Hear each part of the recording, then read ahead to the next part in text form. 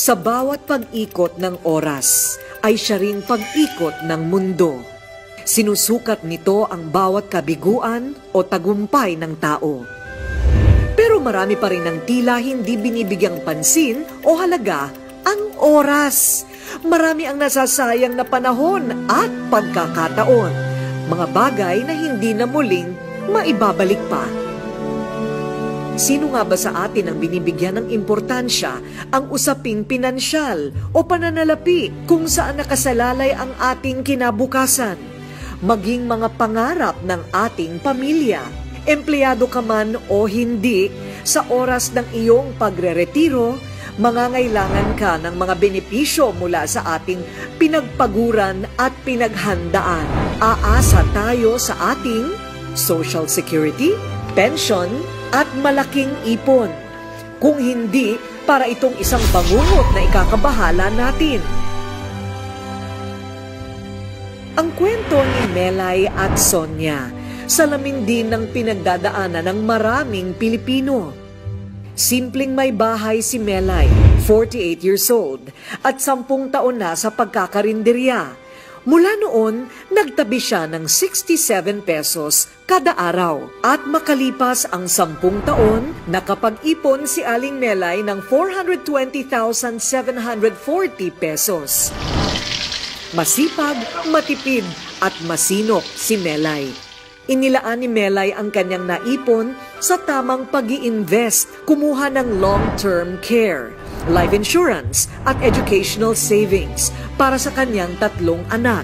At nahikayat ding bumili ng shares sa stocks at mutual funds. Ang 2,000 pesos na kada buwan sa mutual funds ni Melay ay lalago ng 11 million pesos pagkalipas ng 35 years. Para daw ito sa kinabukasan ng kanyang pamilya. Nakabili na rin siya ng pampasadang tricycle para sa kanyang mister. Nung nawalaan yung trabaho ng asawa ko, may kunting naipon man ako, kaya nagluluto na lang ako sa karinderya. Sa awa po ng Diyos, okay naman ang kita niya. May nag-alok po sa akin ng Kaiser para po maganda daw yun sa kinabukasan po namin. Natatakot po ako kasi baka masayang po ang pinagpaguran ko.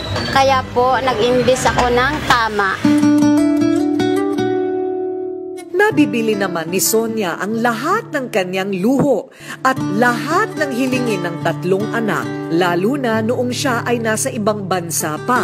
Dating caregiver sa Middle East, ang 50 anyos na si Sonia, isa siyang solong ina. Binigay ko yung gusto ng mga anak ko. Kung anong bago, lahat meron sila. Hindi ko naisip mag-invest sa life insurance or healthcare kasi hindi naman pumasok sa isipan ko. Kahit maraming gastos noon, nakakapagtabi si Sonia ng 70,000 pesos kada buwan o halos 840,000 pesos kada taon. Sa loob ng 5 taon, nakapag-save si Sonia ng 4.2 million pesos. Nagpagawa ng bahay at bumili ng magarang sasakyan. Pero hindi naisip ni Sonia ang mag-invest sa insurance, mutual funds at iba pang produkto na sisiguro sa kanilang future o kinabukasan. Natatakot ako at hindi ako nakapag-invest sa life insurance at unti-unti nang nauubos ang mga naipon ko. 2 taon nang nasa Pilipinas si Sonia, pero hanggang ngayon wala pa siyang kontrata palabas ng bansa. Unti-unti na ring nauubos ang savings niya sa bangko. Sa mga ganitong sitwasyon, kailangan natin ng mga taong magtuturo ng paraan na makaahon at magkaroon ng bagong pagkakataon. Gagabay sa mga desisyon, lalo na sa usaping pinansyal. Mapagkakatiwalaan at may integridad. Ang International Marketing Group o IMG ay eksperto sa usaping ito.